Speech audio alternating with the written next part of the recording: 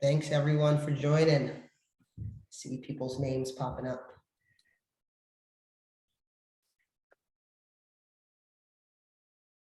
Give it a couple of minutes here. For our summit, we usually have like someone playing DJ and some cool music in the background, but I'm not that savvy, so I can't do that. But something for us to think about next time.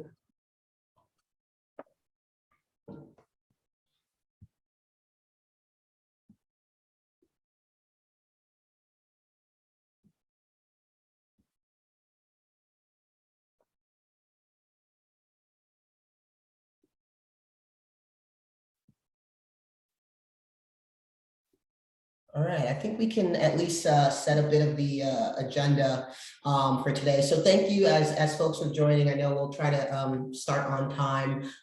You all might be kind of working this into your workday. So we appreciate you all hopping on. Really, really excited to have Alex on here from Southern Utah University to talk a little bit about how he's used community marketing, community building in digital and online spaces to help and support his international student orientation. So that's really going to be the flow today. We'd love to kind of just set the scene of what we mean when we talk about community marketing here at Unibuddy and just, higher ed in general. And then really hoping for me to speak less and move it over to Alex. We have a couple of questions for him to answer as it relates to his experience working with international student orientation and building those digital communities. We got to talk previously and he's got some really good ideas and ways that he's done it on his campus that hopefully you all can learn from, share resources and all of that good things.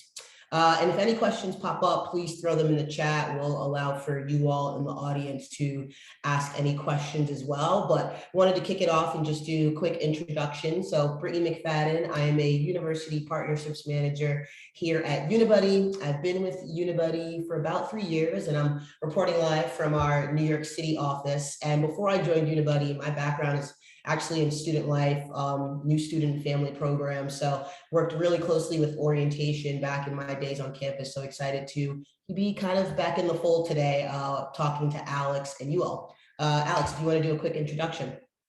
Yeah, hello everyone. My name is Alex Curtis. I'm an international student advisor at Southern Utah University. I've been in international education for about 6 years now, throughout my undergraduate and to now. My primary role on our campus is onboarding our new international students. So I work really closely with them through that whole process, post-admission, all the way up to enrollment throughout their first year and beyond. So excited to be here. Awesome, thank you. So we wanted to, again, like I said, set the scene, and we wanted to unpack a little bit what we mean when we say creating belonging, whether on campus or your virtual or digital campus, and make it more than a buzzword. Like many of you, when I go to different conferences or anything kind of related to the higher ed world, we're seeing this a lot. And that's because belonging is really important to the work that you all do.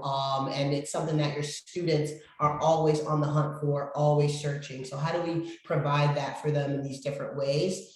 And we know when we talk about belonging, what does that mean for prospective admitted students on your campus?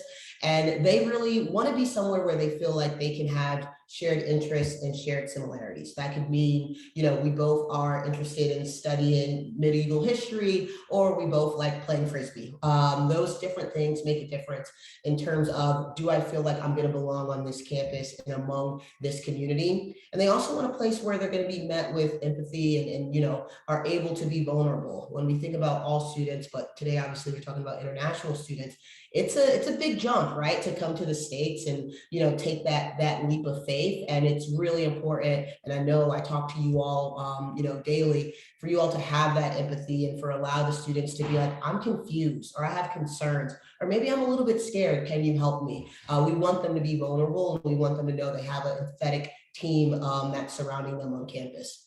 And then a sense of purpose. They are invested and engaged when they feel I'm not just a student coming to study for 4 years, but I am part of the Southern Utah community. And I know Alex has some examples about how his whole team kind of builds and supports around those students, that they're not just a number, and that really gives them that sense of purpose that we know is ultimately not only important for them, throughout the recruitment process, but it's also important for them as it relates to retention. Why community? Outside of that, we know that the research shows that students are already looking for these online communities. They're doing it in their personal lives, and they also want it as part of that college search, that college experience. And, my days in orientation, I know it's the same now. We want to meet students where they are, and that is always evolving. But for the last however many years, that's always had a digital component. And if anything, we've just seen that increase. And obviously 76%, a huge amount of students are already participating in some type of online community. So it makes a lot of sense for you all to provide that type of space as well. And we know this is where they go to ask questions. They're searching online. That is where they're going. Social proof, similar to us in our day-to-day decisions, but ultimately in a huge decision about where do I go to college? They don't want to make those in a silo, and we don't want them to make them in a silo. We want them to be able to interact with their peers as they're making those choices, and have a place where they can ask those questions in a safe, in a secure, and a supported environment. And then last, again, that belonging piece. We know when they get on campus how powerful that is, but we also know this needs to be happening before they get to campus and after, in a place where we're easily accessible. The current students are, you all are, and that is having a place for this to happen, different solutions, and online communities being a part of that kind of solution suite. That's enough of me. We want to know what this looks like in action. So again, we'll have Alex kind of talk us through what community means for his students and his campus, how they've gone about building that, tools they've used, resources, some challenges. So we'll kick it off just really, really quick, and really start with understanding that international students are coming to campus from all over the world. And we just want to know, what are some of the challenges, Alex, that you have seen when it comes to creating online authentic orientation experiences, and also keeping that engagement consistent? Yeah, international students are a very unique population for sure. We're working with students from all over the globe, so they are all coming with these different backgrounds, perspectives, cultural differences. And that can be a pretty big challenge with bringing everyone together into one group and creating that larger community on our campus. But I think that community building and engagement really begins right at admission. So as soon as that student's admitted, we try really hard to work with the student and try to build that trust and relationship before they ever even arrive on campus. Then once they're here, we have a whole team of international student ambassadors who help us out with kind of welcoming them to campus and kind of putting their arms around them and helping them through that process to just get integrated into campus and feel like SUU is like truly their home away from home. Talk to me. So we're obviously focused on recruitment, and there is a bit of a transition, right, from the folks in admissions and recruitment to orientation. Can you talk a little bit about what that handoff looks like for you all? Yeah, so at SUU, we have a team of recruiters. Each recruiter is assigned a specific area of the world that they are specifically recruiting for. And then as they're recruiting, they're pushing them through to admission. Our admissions team helps them through that process and helping them get all the documents that are needed for their for us to send them immigration documents. And then once they've been fully admitted to our university, all of those students that the recruiters have been working with and the admission team has been working with, they all start to funnel down to me. So once they've been admitted, I receive a notification. And then from that point on, my job is to communicate with that student, build that trust, and help them all the way through enrollment, all the way to their arrival at SUU, at orientation. And then I work really closely with them during their first year as well, by teaching a first year experience course. and then all the way throughout to graduation. So we're very, very hands-on with them after the recruiter has got them through admission and they've been fully admitted. Myself and my team are very, very heavily involved with making sure that student's successful on campus. Yeah, I think the having the community, when we were talking about this previously, is super important. And I like that you're their main point of contact, but then they get to campus and they're like, oh, wait, no, I have a whole team of people that have my back. From an academic standpoint, of course, I can always chat to Alex. I'm in this first year experience course to get me a little bit more, acclimated to campus. And that transition period, the first couple of weeks or that first semester on campus is super important to make sure that they're continuing to build that community, and they feel like they belong ultimately, right? We don't want too much homesickness. We want them to feel like they're really, embedding themselves in the community and finding those different pockets where they feel like they can really thrive, and enjoy their college experience ultimately. Yeah, for sure. And we definitely found that throughout that whole post-admission to enrollment process, to have just me solely contacting with the student, just to make sure that they're not getting all this miscommunication from other people, and they're not, the whole purpose of it is for them to see that they have at least that one person that they can trust on campus.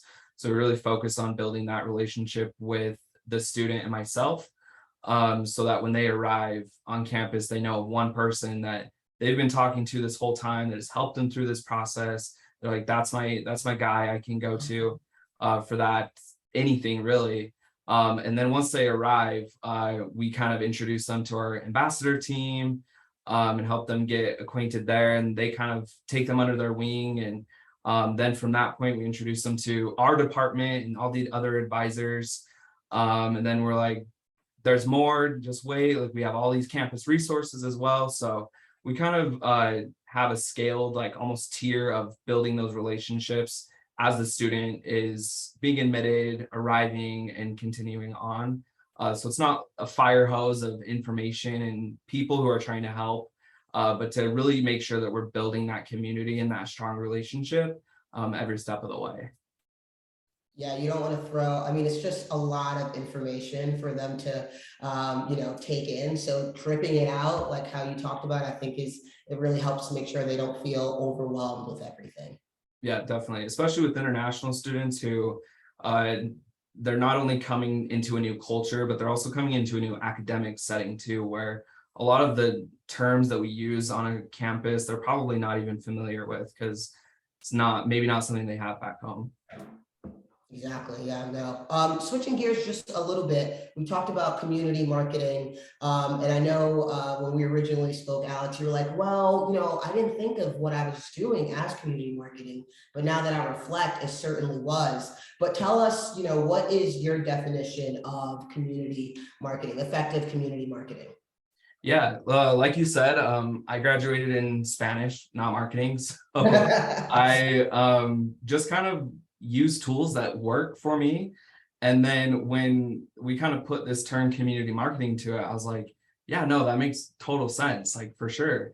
And I guess my definition of community marketing would just be putting out content that's engaging to students. That content is creating buzz, hype. It's creating conversations amongst the students. And then that content that you put out is also creating more content because the students are asking other questions that are related, or they have a comment that might spark a whole nother conversation. So I think a really good, effective community marketing is one that's creating buzz, creating hype, and getting the students super engaged in whatever you're trying to build that buzz around. Certainly. And when we think about that, obviously there are a ton of different techniques you can use to do this and resources and tools. What are some of the resources that you might have tapped into on campus to help do that? You're one person and I'm sure you do a lot, but how have you kind of built this groundswell for community marketing with different, resources, with different digital tools that you might have? Yeah, it's definitely a campus-wide effort for sure, building that community marketing. We have a phrase. So our mascot at Southern Utah University is the Thunderbird. We call it T-Birds for short. And just for example, when the students first admitted, I send them out an email. The subject line of that email is always "Welcome to our global T-Birds community." So we want them to know that they are coming to our campus and they're a part of this larger community. Throughout the semester, we put on events all the time that we advertise on our social media, that's highlighting their culture specifically. We always look at our incoming class and kind of tailor our programming around which countries are going to be represented on campus that year. So we can not only teach other international students about that amazing culture, but also teach the entire campus about that culture. We're always trying to create a more globally diverse campus and teaching everyone about the world that they live in, if they can't leave our small rural city. So we definitely use a lot of social media. Our campus is really good about community building. We're a smaller campus compared to other universities, and so that allows faculty and staff to really build those stronger relationships with students. That's one thing that I really love about our campus, is that everybody really cares about the students and their success. They're not just a name on a roster or a number in their class.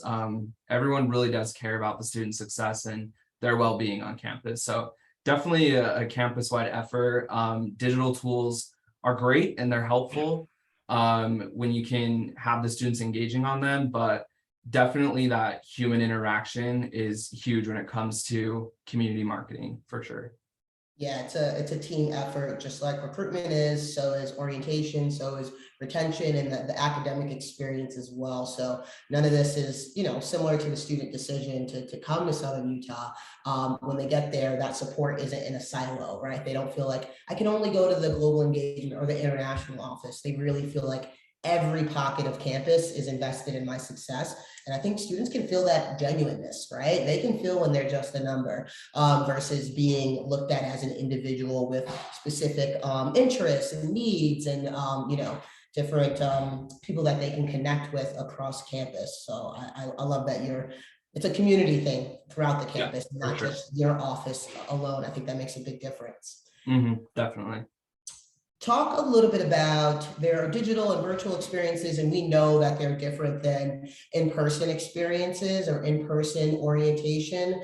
Talk a little bit about those differences and how that might be, some students appreciating the virtual component, how both of those might play together for you. Yeah, for sure.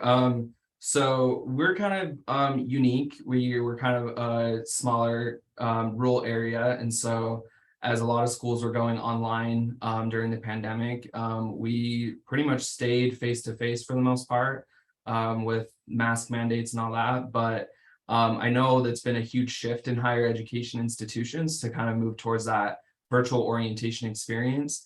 And we've definitely adapted our in-person orientation over the last couple of years.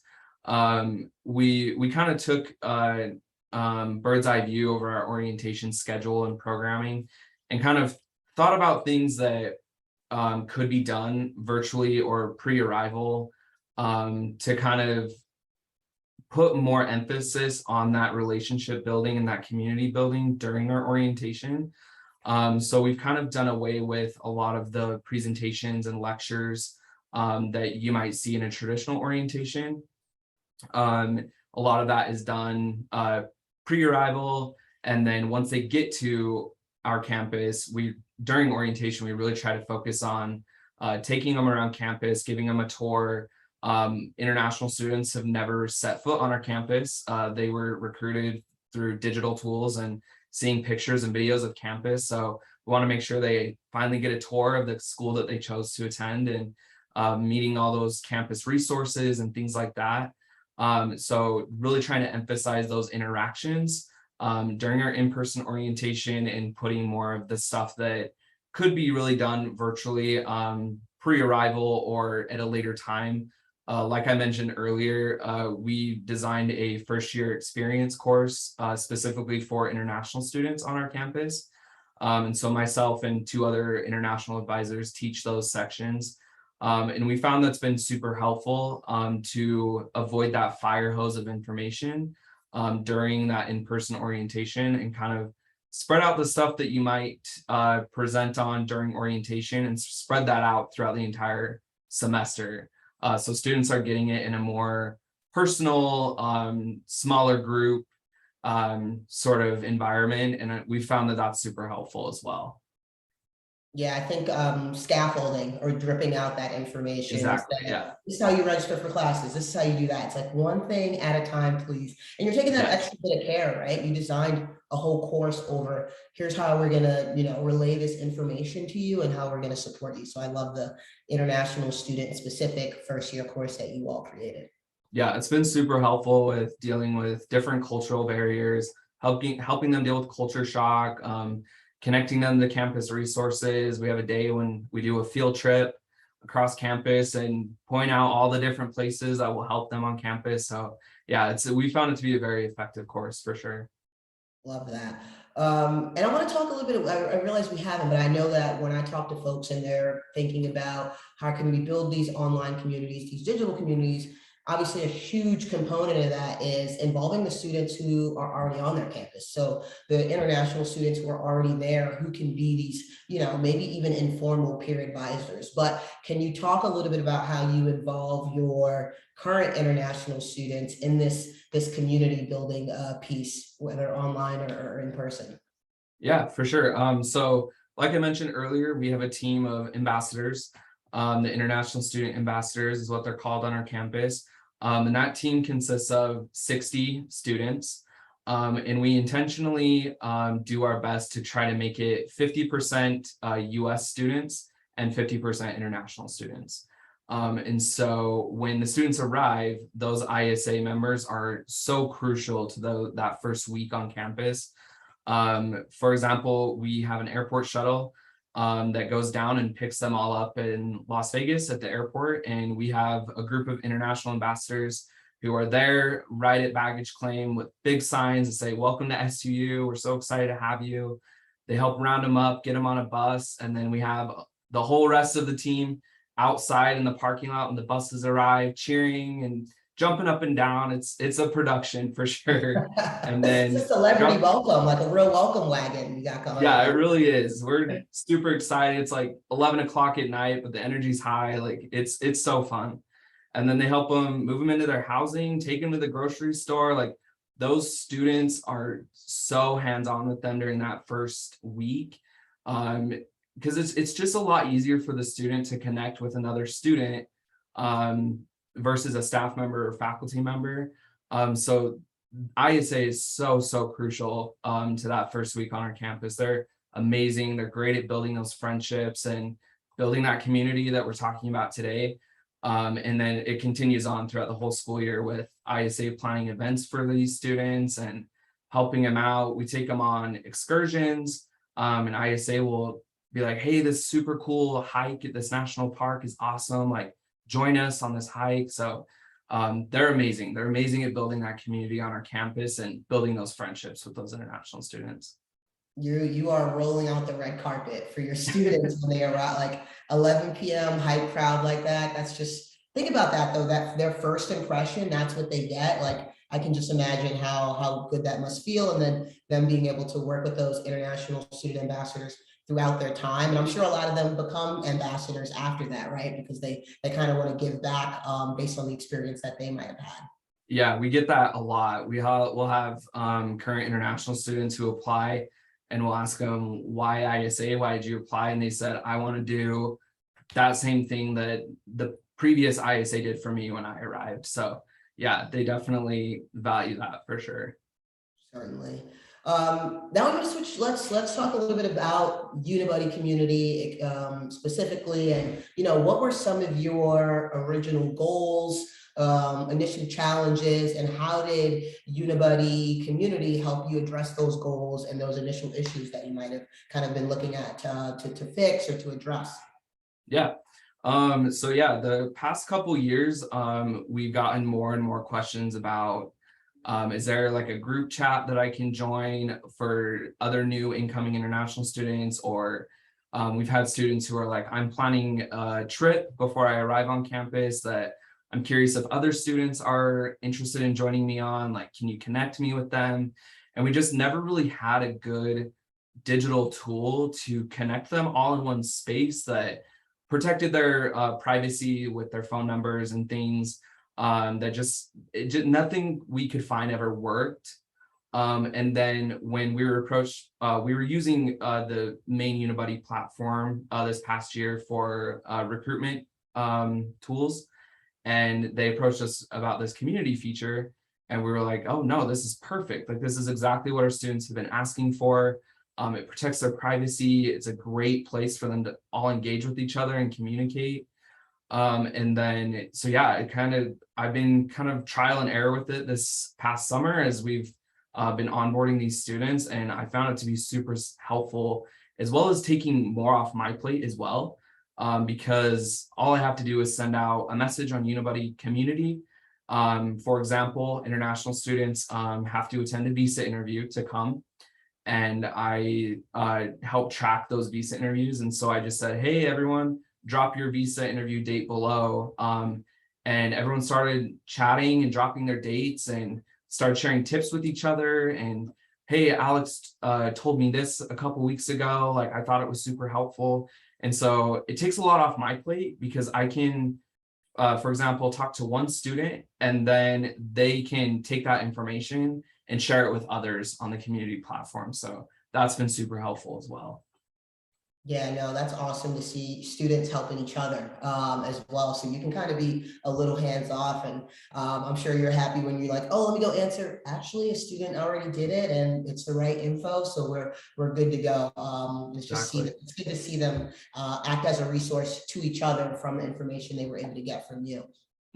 Exactly. Yeah, it's awesome. I love it, and they've been sharing their Instagram handles, and so they've already built these friendships. Like, it's going to be super cool to see how this orientation is different from our past orientations, where typically the students are making those friendships during orientation, but this go around, a lot of them have already made those friendships. So it'll be super fun to see them, how they interact during orientation this year. They've kind of fast tracked their friendship path there, right? Like, you're not just first day of orientation having that awkward dance. You're like, well, I already know these three people because we were chatting back and forth, and maybe one of them helped me with a registration or a visa question or whatever that might be. So I think they've just quickened up that timeline to find similar-minded peers on campus, which I think is a good thing to start. Exactly, yeah. They get there. Talk to us a little bit about, I know you're excited to see how this orientation is different than ones you've done in the past, but have you given any thought about what you want this all to look like in the future? And if there's anything we can do to kind of help or get that in mind, and the rest of our team, happy to do it. But yeah, what are your plans for this all in the future, looking maybe a year out or so? Yeah, I definitely been talking with my team about just the interactions that have been happening this summer with the community.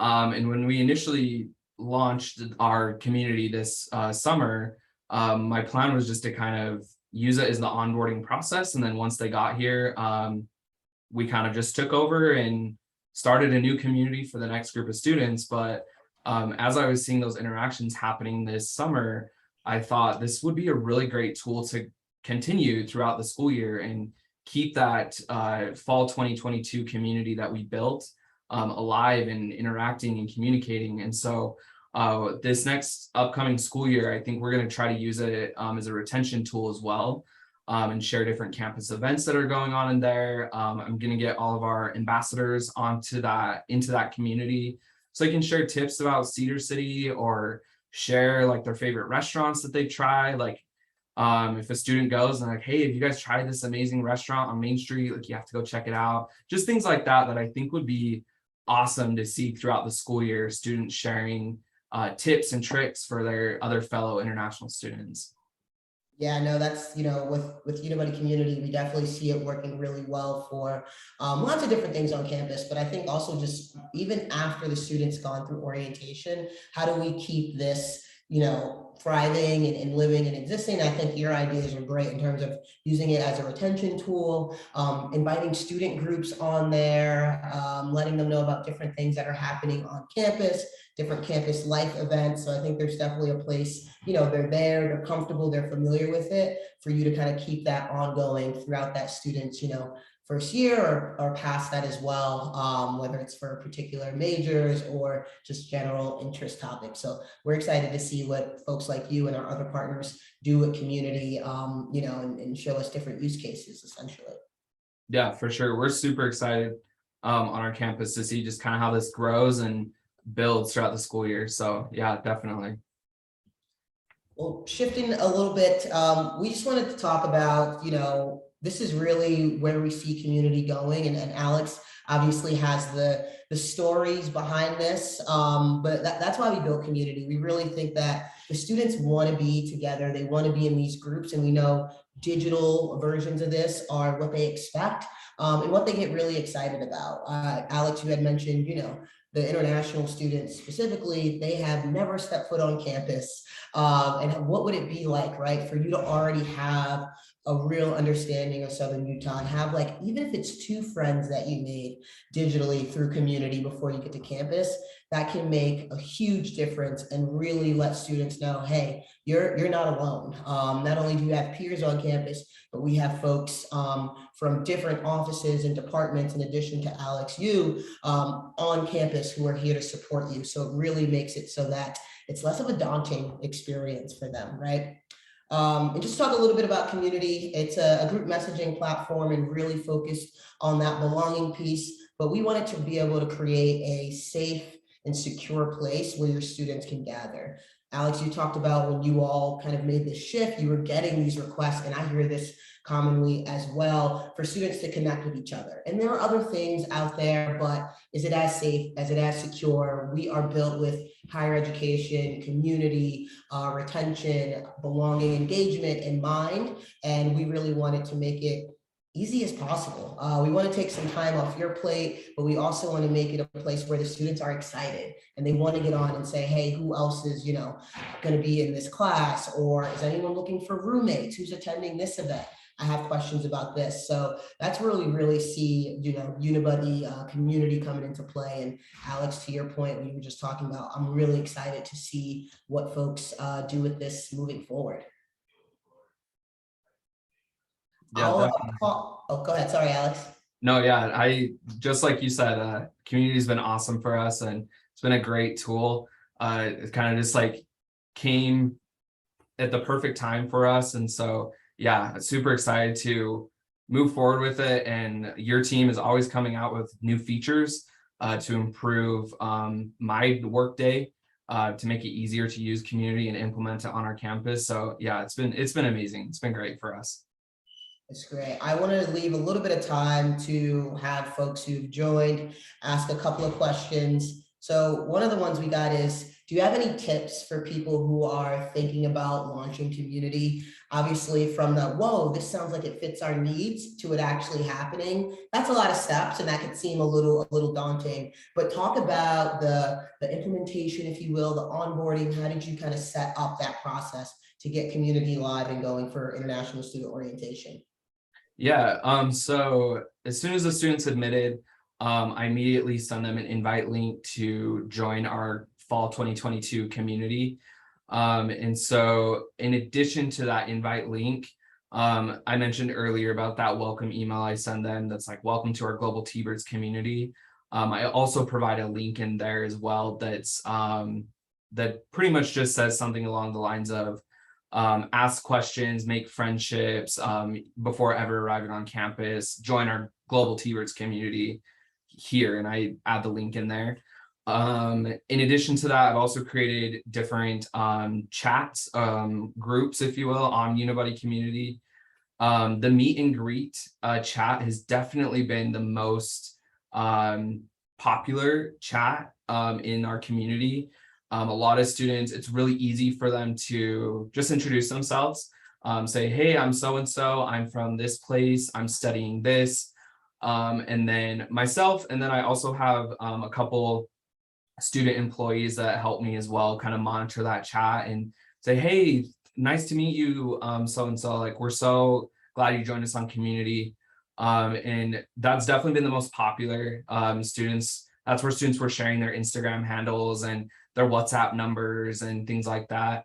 In addition to those groups, we also created different subgroups as well, that were like students from South America, students from Europe, students from Asia. So students could also connect with people from their area. And those have been fun as well, for them to, we have a strong English, students who are coming for English language learning. And so I feel like that also helped them feel more comfortable with chatting, because they could chat in their own language.